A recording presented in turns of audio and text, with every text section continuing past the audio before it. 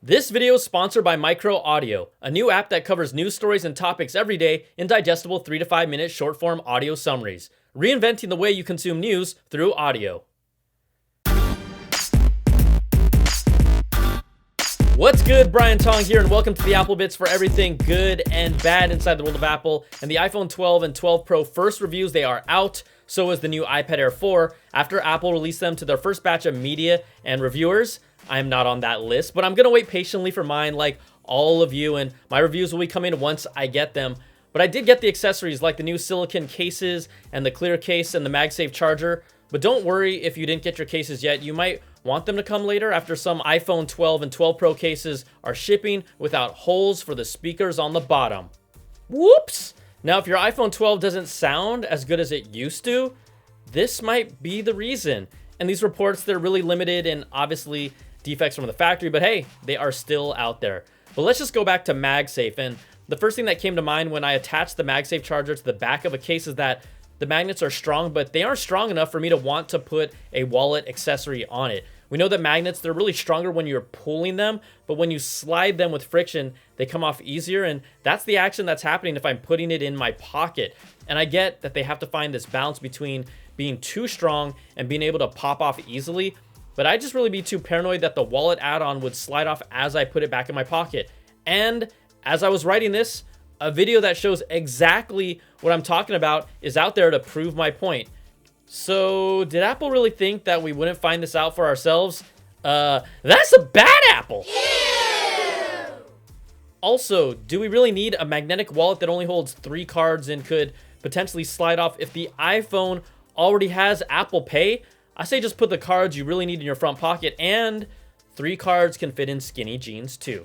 Now, everyone is talking about the new Pacific Blue color, but I'd like to take a moment to focus on my color of choice, the new gold iPhone 12 Pro. That is what I'm waiting for. And according to a TechCrunch report, the gold version has a more fingerprint-resistant coating applied to the stainless steel frame compared to the other iPhone 12 Pro models.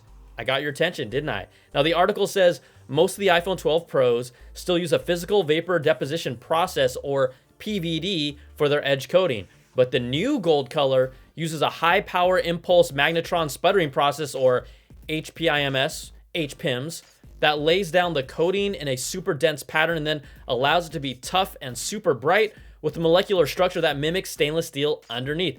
That makes it more durable than the PVD process of the others and is slightly less susceptible to scratches, nicks, and other wear and tear. You know, to hear that just makes me feel so good and warm inside. And you know, I told you, I love gold. I do too. So does that new info maybe change the color that you're getting, or are y'all gonna just get the trendy Pacific Blue that everyone is getting? I say think different, go for the gold.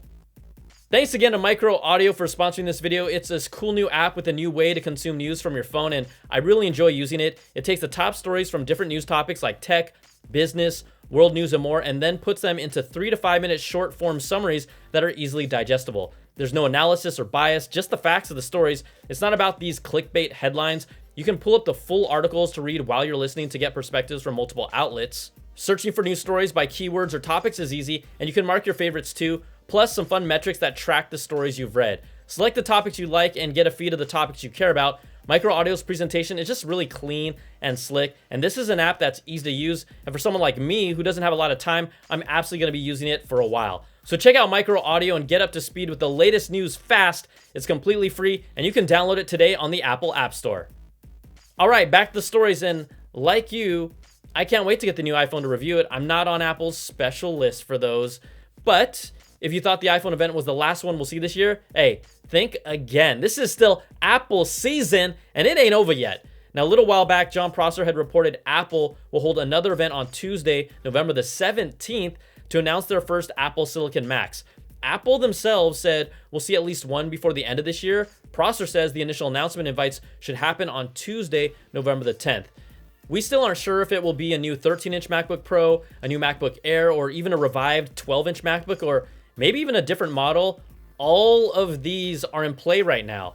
Now, Apple Silicon is one of the most exciting things happening to me with Apple's new A14X chip. It's expected to have 12 cores we've already seen the performance gains on the iPhone 12, 12 Pro, and iPad Air 4's A14 Bionic chip, plus a chip that could be even more energy efficient and squeeze out potentially even more battery life on a laptop, closer to 20 hours based on reports. That is bonkers. So I cannot wait for this November 17th Apple Silicon event to happen. It's worthy of event, but we won't know until it's actually official. Now, Prosser also says the next Apple event will take place on Tuesday, March 16th in 2021, and a lot can change until then, but that event headliner is expected to be the new AirPods Studio noise-canceling over-the-ear headphones. So with AirPods Studio now being pushed back after AirTags didn't appear at the iPhone event, which would have obviously been the perfect time to announce them, the belief is now that AirTags will be launched after all, and they're currently on schedule to be released with iOS 14.3, and 14.3, which is scheduled to arrive next month, will have features enabled for AirTags. Now, I recently had John on my live stream, and he gave this exclusive, juicy piece of info about how we can expect the AirTags, the HomePod Mini, and more specifically, the U1 chip inside them, and how they'll work with other Apple products. HomePod Mini, you'll see in the announcement today. Be on the lookout, because I don't know if they'll say it on stage, but when they show like everything that's inside the HomePod Mini, look for the U1 chip. It's going to be in the HomePod Mini. It'll be in the new Apple TV. And that's going to act as a base station because it's always plugged in. So it's not wireless. HomePod Mini will stay plugged in. And because of that, it can, since it's always on, create a map of your house and interact with your other U1 devices to precisely track location. So it's going to be the always on powered hub base station for all the other UWB devices. A good example is like, when you're out and one of your devices is moved in your home, even a centimeter, that's how accurate this stuff is. It can alert you that it's been moved or taken from your home entirely. It's also the base station that will contribute to the AR capabilities in the Find My app in the future.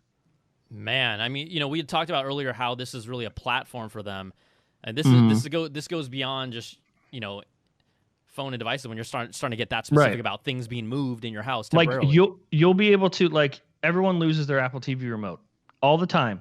Oh God. You'll be able to open the Find My app on your phone. It'll open the camera and show you in the room where it's at. Like if it's in between a couch cushion or whatever, with AR capabilities because of these base stations. Yeah, it's nuts.